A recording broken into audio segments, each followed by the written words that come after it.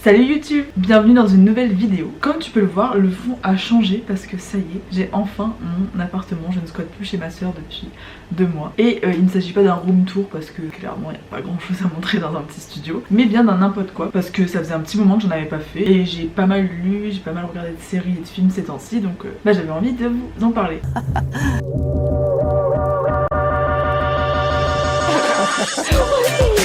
Valentine. Comment t'es Patrick? Je chante la vie, je danse la vie.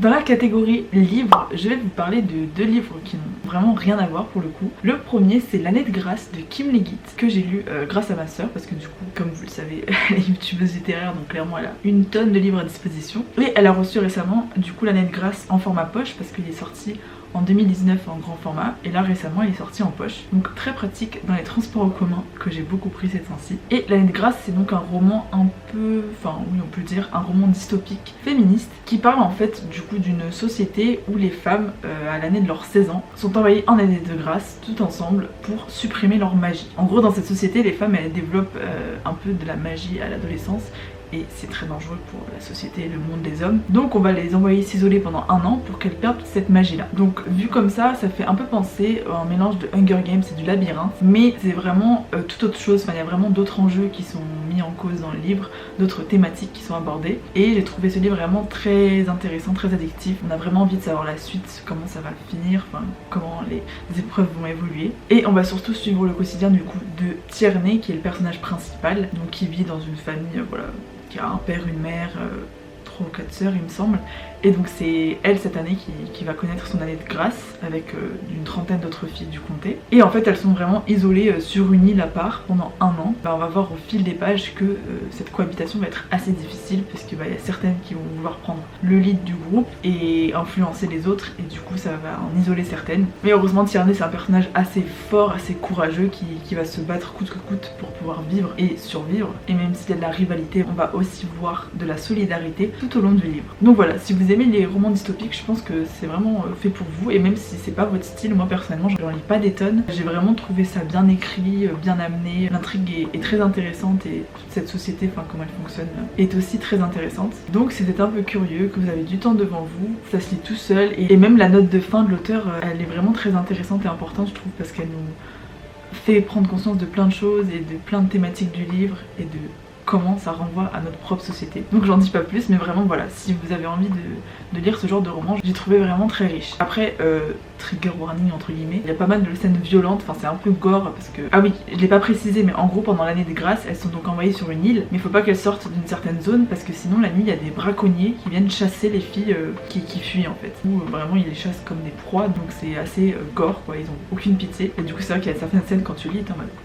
c'est dégueu, c'est horrible. Donc voilà, je préviens, si vous aimez pas trop tout ce qui est sang, gore, tuerie, massacre, des fois il y a des passages un peu violents. Mais sinon c'était vraiment une très bonne dystopie. Le deuxième roman dont je vais vous parler, c'est un roman graphique qui s'appelle Malgré tout, et qui a été écrit par Jordi Lafèbre. Donc Malgré tout, ça raconte l'histoire de Anna et Zeno. Alors je sais pas trop comment résumer, mais en gros le roman graphique il est construit un peu à l'envers, c'est-à-dire que le début c'est un peu la fin de l'histoire, et tout au long du roman on avance en remontant dans le temps. Donc c'est à dire que là genre je sais pas, on est en 2020, puis ça va être 2018, 2015, 2010, 2000, 1990 et tout.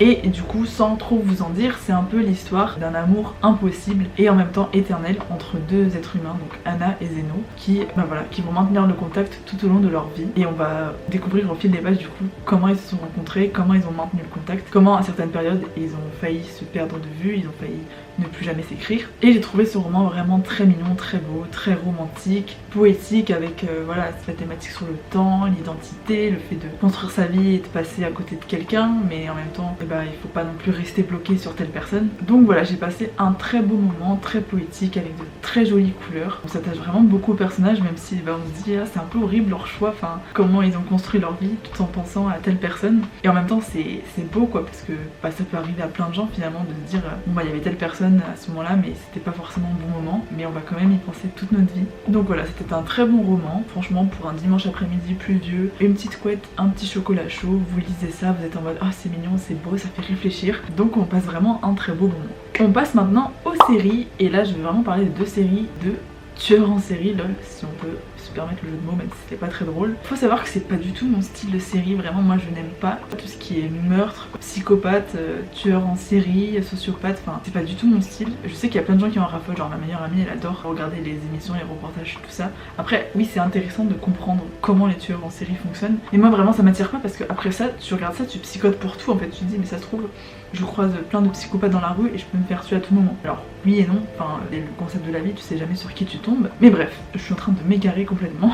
Mais du coup la première série qui a beaucoup fait parler d'elle et que vous avez peut-être déjà vu, c'est Monstre, l'histoire de Jeffrey Dahmer. Donc en fait ce volume 1 c'est sur ce tueur en série là, mais j'ai vu que Netflix avait commandé 2 autres saisons portées sur d'autres tueurs en série du coup. Et donc cette première saison se concentre sur Jeffrey Dahmer, donc l'un des tueurs en série les plus connus aux États-Unis. Moi personnellement comme j'ai pas de cette culture là je ne connaissais pas, mais c'est très macabre, très sombre, je vous préviens tout de suite. Et c'est une série du coup en 10 épisodes qui a été réalisée par Ryan Murphy et Ian Brennan. Donc Ryan Murphy il a fait vraiment beaucoup de séries sur Netflix, il est très connu notamment pour American Horror Story, donc qui est pareil, un peu horrifique, un peu gore. Il a aussi fait Hollywood ou encore Ratched, même Glee, donc là vraiment c'est complètement notre genre. Mais voilà, c'est un peu un spécialiste des séries. L'acteur principal est bien sûr lui aussi connu puisqu'il s'agit d'Evan Peters, donc qui est un des personnages principaux d'American Horror Story. À chaque saison il joue un nouveau psychopathe je crois, mais c'est un acteur très connu, voilà, assez charismatique, qui joue très bien ses rôles, mais du coup il joue que des rôles de fou. La série elle se construit en 10 épisodes et en fait elle va retracer un peu le parcours de Jeffrey Dahmer. Pareil là aussi c'est un peu désorganisé, c'est pas forcément chronologique, c'est à dire qu'au début on voit que c'est le début de son procès, puis en fait on va revenir sur son dernier meurtre, puis sur son enfance, sur son premier meurtre, sur comment il a grandi et tout. Donc chaque épisode aborde un peu une thématique différente, mais l'intrigue principale voilà c'est ça, c'est comment se construit cette psychologie du tueur en série. Est-ce que c'est de naissance, est-ce que c'est dans les gènes, est-ce que ça se développe selon certains traumatismes d'enfance. Vous êtes comme ma mère. Toujours à me balancer alors que j'ai rien fait de mal. La série ne justifie pas du tout ses meurtres et ses actes qui sont horribles parce que du coup il a été connu pour tuer ses victimes et parfois les manger et les découper en morceaux. Bref, je vous épargne les détails mais c'est très sombre. Après au niveau de la série c'est fait de manière très, je sais pas si c'est le mot subjectif, mais vous savez on voit pas forcément le gore. On peut voir un peu de sang par-ci par-là mais on va jamais voir comment il les tue. On va juste entendre le bruit et ça va être en hors-champ, mais des fois c'est encore plus puissant que de le montrer. Donc c'est assez gore, mais en même temps on ne voit jamais totalement l'acte qu'il fait. On le comprend, on le sous-entend, mais on ne le montre jamais à l'image. Dans les autres acteurs on trouve aussi Niecy Nash qui joue la voisine qui va tout au long de la série suspecter à son voisin de commettre des actes horribles parce qu'en fait elle l'entend presque tous les jours ou du moins toutes les semaines ramener des hommes chez lui. Elle entend des bruits de travaux la nuit parce que du coup il découpe les corps, donc c'est horrible. Et surtout il y a une odeur épouvantable de cadavre et elle va appeler plusieurs fois la police qui ne va rien faire. Et ça aussi c'était très intéressant cet aspect là du coup de contexte raciste parce que c'était un quartier pauvre où du coup il y avait beaucoup de noirs parce que étant donné qu'ils sont moins privilégiés, ils ont accès à moins d'emplois, donc moins de moyens, donc ils vont dans ces immeubles moins chers. Et du coup Dahmer, la plupart de ses victimes, c'était des personnes racisées. Et donc la police, quand la voisine prévenait qu'il y avait des choses bizarres qui se passaient, c'était en mode bof.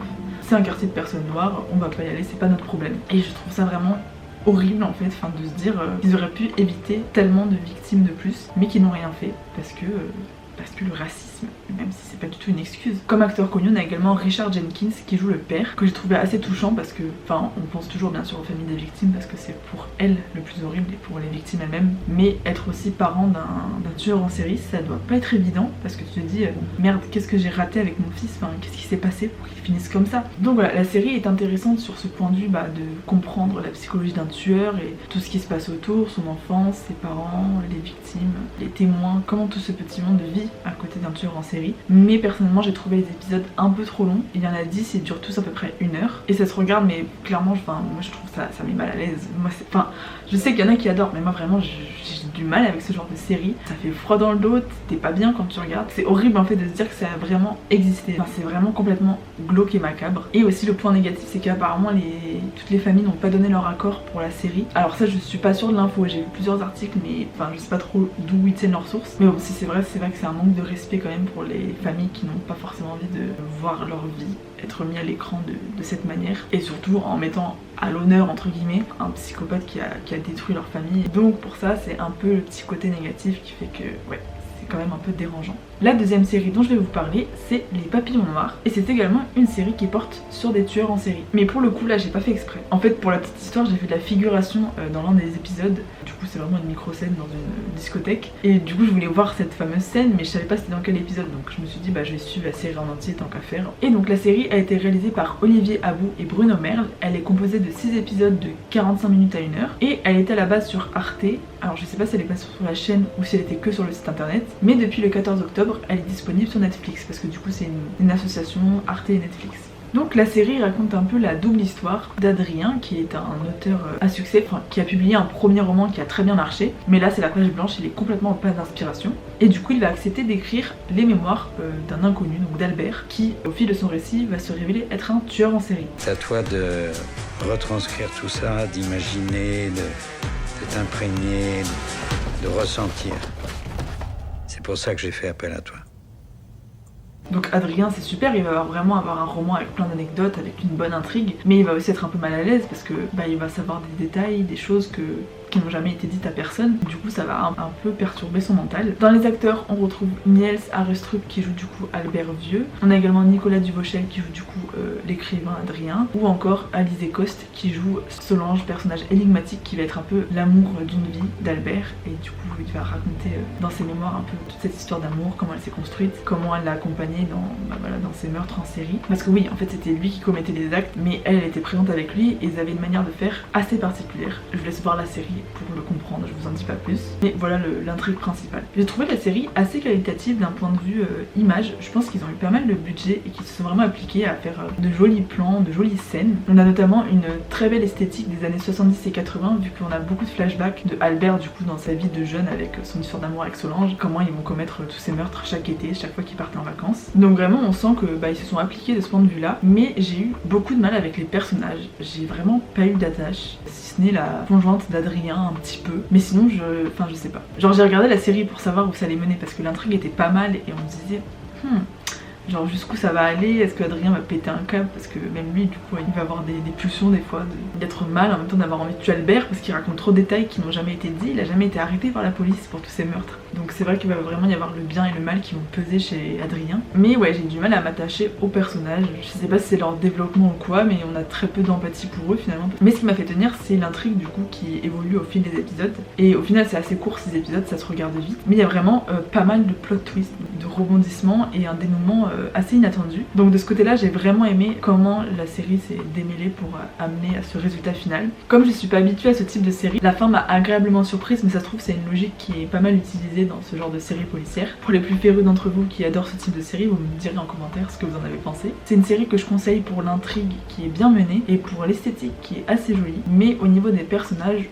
je suis assez dubitative. Ça y est, on a fini avec les psychopathes et les tueurs en série. On passe maintenant aux films, avec deux films bien plus doux, bien plus détentes, en même temps émouvants, drôles. Et en plus, ce sont des films français, en mode comme si c'était rare, alors qu'il y a tellement de bons films français, il suffit juste de chercher un petit peu. Le premier dont je vais vous parler, c'est Nous trois ou rien de Kéron, qui a été réalisé en 2015. Il est dispo sur Netflix et il avait reçu un très bon succès critique, comme son film plus récent, Mauvaise Herbe, qui a aussi été très bien accueilli en 2018. Le film raconte en fait l'histoire vraie de ses parents, donc des parents de Kéron, de leur rencontre en Iran, leur rencontre amoureuse jusqu'à leur mariage, puis la naissance de Kéron et comment ils vont fuir en Europe et en France après que le Shah ait été renversé, que l'ayatollah Khomeini ait mis son régime extrémiste en place. Et là on va vraiment suivre le début, en 79, de comment il est arrivé au pouvoir et qu'est-ce qui a changé dans le pays à ce moment-là. Et du coup le couple va aller s'installer en France, en Seine-Saint-Denis, pour refaire sa vie et essayer de s'intégrer tant bien que mal à la société française. Donc Kéron joue le rôle de son propre père et Lélia Becti celui de la mère. Ce film ça a vraiment été une bonne surprise parce que je savais pas trop à quoi m'attendre, genre j'ai vu ça sur Netflix, je me suis décidée vite et vraiment j'ai été agréablement surprise parce que je trouve que c'est une très belle histoire, en plus c'est une histoire vraie donc ça n'est qu'encore plus beau. Il y a vraiment plein de sujets qui sont abordés, voilà, la question de l'amour, de la famille, l'identité, l'immigration, le fait de refaire sa vie, fuir sa famille pour aller tout refaire ailleurs, c'est pas facile en fait, je trouve que ça remet en question pas mal de choses et ça nous fait relativiser plein de choses à nous qui sommes bien installés en France, voilà, qui avons nos chez nous, qui n'avons pas à fuir un régime complètement dictatorial. Parce que dire Macron c'est un dictateur et il oblige les vaccins, ce n'est pas un régime de dictature. Aller dans ces pays et vous comprendrez ce qu'est la vraie dictature. Je ferme le débat ici. Mais voilà, j'ai trouvé vraiment le film très beau, même beau d'un point de vue image, il y a vraiment de beaux plans. Je sais pas si ça a été tourné en Afrique d'ailleurs, mais je pense parce qu'il y a vraiment certains plans très beaux de désert saharien, même de montagnes enneigées, parce qu'on les voit du coup faire toute leur traversée depuis l'Iran pour rejoindre la France. Le couple incarné par Leila et Kéron du coup, j'ai trouvé très touchant, très juste, et surtout sa force c'est que c'est à la fois drôle et émouvant. Enfin il y a plein de petits passages comiques, alors que vraiment toute leur vie les pauvres ils vont subir le racisme, l'oppression, le fait de savoir leur famille loin d'eux, leurs parents qui sont restés en Iran. Donc voilà, une très bonne surprise, vraiment un film très bien réalisé que je vous conseille fortement. Je suis désolé pour tout ça. Je te remercie pour tout ça. Notre histoire a commencé en Iran. Et elle se terminera en France. Et le deuxième film que j'ai regardé, c'est un peu du même style parce que c'est à la fois drôle et touchant, mais c'est pas du tout dans le même registre. C'est La vie scolaire, qui a été réalisé par Grand Corps Malade et Mehdi Edir en 2019. Un peu plus tôt, ils avaient déjà réalisé Patient, qui avait été aussi un bon succès, et La vie scolaire a aussi été bien accueillie, il me semble. Pareil, j'ai découvert ce film sur Netflix récemment, j'en avais déjà entendu des bons échos, et j'ai encore une fois passé un très beau moment. Ce n'est pas un coup de cœur, mais presque, je vais vous dire pourquoi. Le film va centrer son histoire sur un collège en ZEP, donc en zone d'éducation prioritaire, donc c'est des collèges un peu parfois connus comme difficiles, mais là on va vraiment rentrer dans le quotidien et voir que voilà, c'est pas que des élèves difficiles, hein, c'est tout un contexte aussi, et on va vraiment axer le film sur la vie scolaire du coup, avec en personnage principal la CPE, donc jouée par Zita Enro. Personnellement c'est une actrice que j'aime beaucoup, que j'ai découvert dans Plan Cœur et qui je trouve a vraiment beaucoup de charme, beaucoup de malice, et on va voir un peu comment elle dirige du coup tout ce nouveau petit monde parce qu'elle vient d'arriver dans ce collège, et c'est elle qui va diriger les surveillants et accueillir les élèves voilà, en cas de retard, en cas de problème, en cas de dispute, et son récit va être croisé à celui de Yanis qui est joué par Liam Perron, donc un des élèves du collège, un élève de 3ème qui est parfois assez difficile, assez mouvementé en classe, mais qu'on va découvrir au fil des jours voilà, dans son quotidien de pourquoi il est comme ça, et on va vraiment découvrir son côté attachant. Je trouve que le duo entre les deux fonctionne très bien. Yanis, tu cherches quoi là? Tu veux te faire exclure direct dès le début de l'année, c'est ça? Mais je te préviens, moi j'ai pas te lâcher. Là t'es sur une mauvaise pente et c'est trop dommage parce que moi je sais que tu vaux mieux que ça. Et si je valais pas mieux que ça? Et vraiment pour moi Liam Perron c'est la révélation de ce film, c'est son premier film et je trouve qu'il joue merveilleusement bien, il est très juste, il est très beau, très touchant. On a aussi d'autres acteurs assez connus, donc on a par exemple Alban Ivanov qui joue un surveillant un peu con, on a Sofiane Gareb, professeur de mathématiques, qui va se rapprocher de la CPE au fur et à mesure. Et j'ai vraiment beaucoup aimé ce film parce que je trouve qu'il aborde une thématique assez intéressante, donc celle des collèges, mais surtout de la vie scolaire, de comment ça fonctionne tout ce petit monde, cette organisation. Moi je savais pas en fait que la CPE elle dirigeait les surveillants et tout, donc c'était intéressant de ce point de vue là de voir comment ça marche, comment ils s'entendent entre eux, parfois les petites disputes entre collègues et tout ça, le sang-froid avec les élèves, savoir être gentil et en même temps distant, leur montrer qu'ils peuvent te faire confiance, enfin vraiment ce rapport là entre voilà, enseignants et élèves. Pareil, il y a plein de petits passages drôles avec des répliques cons, des élèves un peu bêtes mais qui sont touchants. Le film est bien mené, il y a beaucoup de mélange voilà, d'humour mais aussi d'émotion. Il y a vraiment de très belles scènes, je pense notamment à la double soirée de la CPE et aussi de Yanis, dont les destins se croisent un petit peu. C'est presque un coup de cœur parce que je reste dubitative sur la fin, sans trop vous en dire, j'aurais pas vu une fin comme ça. C'est quand même une bonne fin mais moi j'aurais pas imaginé comme ça, pour ça que personnellement ce n'est pas un coup de cœur, mais presque, et franchement il vaut vraiment le coup d'aller le voir, rien que pour découvrir le talent de Liam Perron, et puis pour comprendre un peu plus comment fonctionnent les collèges, et surtout voir la vie des élèves en collège, mais aussi dans leur quotidien chez eux en banlieue. C'est déjà la fin de ce n'importe quoi, j'essaie voilà, de varier les thèmes, d'en avoir un peu pour tous les goûts. J'espère que ça vous a plu, que certaines de mes recommandations vous font envie, ou que vous les avez déjà vues. Si c'est le cas, n'hésitez pas à me dire ce que vous en avez vous aussi pensé en commentaire, et à me partager votre propre n'importe quoi. Si vous voulez, je vous mets en barre d'infos le livre, série, machin. Vous faites le copier-coller et vous avez juste à mettre voilà, vos petits coups de cœur, vos petites découvertes du mois. Comme ça, ça me permet moi aussi de voir vos suggestions et qu'on reste ainsi dans le partage et l'échange car c'est important. Je vous fais de gros bisous et je vous dis à très vite sur YouTube.